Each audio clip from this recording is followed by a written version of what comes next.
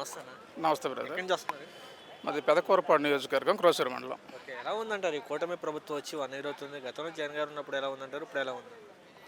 కూటమి ప్రభుత్వం వచ్చిన ఒక సంవత్సర కాలంలో అంటే కొన్ని హామీలను అయితే నెరవేర్చగలిగారు, కానీ ఇక అన్నిట్లో కూడా కొంచెం విఫలం అవడం జరిగింది. ప్రజెంట్ సిచ్యువేషన్ అయితే 1 ఇయరే కదా, అన్నిటి మీద మనం అప్పుడే చెప్పలేము. ఓకే. అంటే ఈ గతంలో జగన్ గారు ఉన్నప్పుడు ఎలా ఉందంటారు? ఇప్పుడు ఎలా ఉంది? జగన్ గారు అంటే ఈ వాలంటరీ వ్యవస్థని పెట్టేసి ప్రభుత్వాన్ని ప్రజల దగ్గరికి తీసుకొచ్చాడు. కొంచెం ఈ ప్రభుత్వంలో సామాన్యులు ఇబ్బంది పడే మాట అయితే వాస్తవం జరుగుతుంది. ఓకే. అన్న మీరు చూస్తున్నారుగా, అలాగే సోషల్ మీడియా యాక్టివిస్టుల మీద కానీ మాట్లాడేవారి మీద కానీ కేసులు పెట్టడాన్ని ఎలా చూస్తారు? ఈ ప్రజాస్వామ్యంలో ఈ పద్ధతి కరెక్ట్ కాదు. ఇప్పుడు మనకి వాక్ చాతుర్య హక్కు ఉంది, మనం ఎక్కడైనా సరే మనం మాట్లాడే హక్కు ఉంది. ఒక ప్రభుత్వాలు తప్పు చేస్తున్నప్పుడు ఆ ప్రభుత్వాల యొక్క తప్పులు ఎత్తి చూపే హక్కు ప్రజలుగా మనకుంది, మనం చేస్తాం. ఈ సోషల్ మీడియా మీద కేసులు అనేది మాత్రం ఇది చాలా ఇబ్బందికరమైన పరిస్థితులు. అన్న చూస్తున్నారు అన్న, జగన్మోహన్ రెడ్డి గారి హయాంలో లిక్కర్ స్కామ్ జరిగిందని చెప్పి కొంతమందిని అరెస్ట్ చేయడం కానీ, జగన్మోహన్ రెడ్డి గారి చుట్టుపక్కల ఉన్న వారిని కూడా అరెస్ట్ చేయడం, రాబోయే రోజుల్లో జగన్మోహన్ రెడ్డి గారిని కూడా అరెస్ట్ చేస్తామని చెప్పి వార్తలు వస్తున్నాయి కదా. ఇదంతా రాజకీయ క్రీడలో ఇది ఒక భాగం.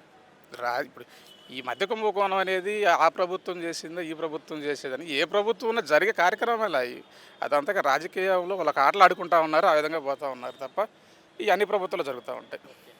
ఎలా ఉందంటే సామాన్యులకి, రైతులకి కానీ, గిట్టుబాటు ధరలు కానీ?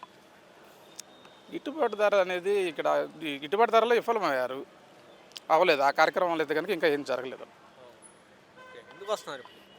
సోషల్ మీడియా ఆత్మీయ సమావేశం అని చెప్పేసి ఏదో మా మిత్రులు ఏర్పాటు చేయడం జరిగింది, కార్యక్రమానికి వస్తున్నాం. ఎందుకంటే అంత అభిమానం జగన్ గారు అంటే? అంటే అది జగన్మోహన్ రెడ్డి గారి గతంలో చేసిన మంచి పరిపాలనకి మేము అభిమానులు. మీరు ఏమన్నా కార్యక్రమాలు చేపడితే పాల్గొంటారా? జగన్ గారు ఎక్కడికి వెళ్తారు? మళ్ళీ మళ్ళీ జగన్ గారు ఎక్కడికి వెళ్ళినా వెళ్తారా? ప్రతి కార్యక్రమానికి అటెండ్ అవుతాను, అభిమానిని కదా. జగన్ అంటే ఏమనుకున్నారు? జగన్ అసలు రానివ్వమంటున్నారు ఏంటి? చంద్రబాబు నాయుడు గారు రాజకీయంగా భూస్థాపన చేస్తా అంటున్నాడు. ఇవన్నీ జరిగే కార్యక్రమం ప్రజాస్వామ్య రాజ్యంలో ఈ విధంగా జరిగే కార్యక్రమం లేదు కదా. అంటే ఏదో మాట్లాడాలి కాబట్టి మాట్లాడుతూ ఉంటారు, అదైతే రియల్గా జరగడం అనేది మాత్రం అసాధ్యం. అసలు కొంతమంది ఇప్పుడు టీడీపీలో ఒక నాయకుడు కూడా మాట్లాడుతూ కూడా ఈ మధ్యకాలంలో జగన్ అనే వ్యక్తిని చంపేస్తారు, అది చంపేసిన తర్వాత 29 ఎలక్షన్కి వెళ్తారు, లేకపోతే కనుక వెళ్ళే ఎలక్షన్లు ఉండదని టీడీపీ నాయకుడు చెప్పడం ఎలా? ప్రజల మధ్య విద్వేషాలు రెచ్చగొట్టి ఇలాంటి పబ్బం గడుపుకోవటం తప్ప ప్రజాస్వామ్య రాజ్యంలో ఒక మనిషిని చంపే హక్కు ఎవరిచ్చారు? సామాన్యులుగా ఎవరైనా పోటీ చేయొచ్చు, ఎవరైనా గెలవచ్చు, ఎవరైనా ఓడిపోవచ్చు. అదైతే కనుక ఖండిస్తున్నాం తీవ్రంగా మాట అనేది.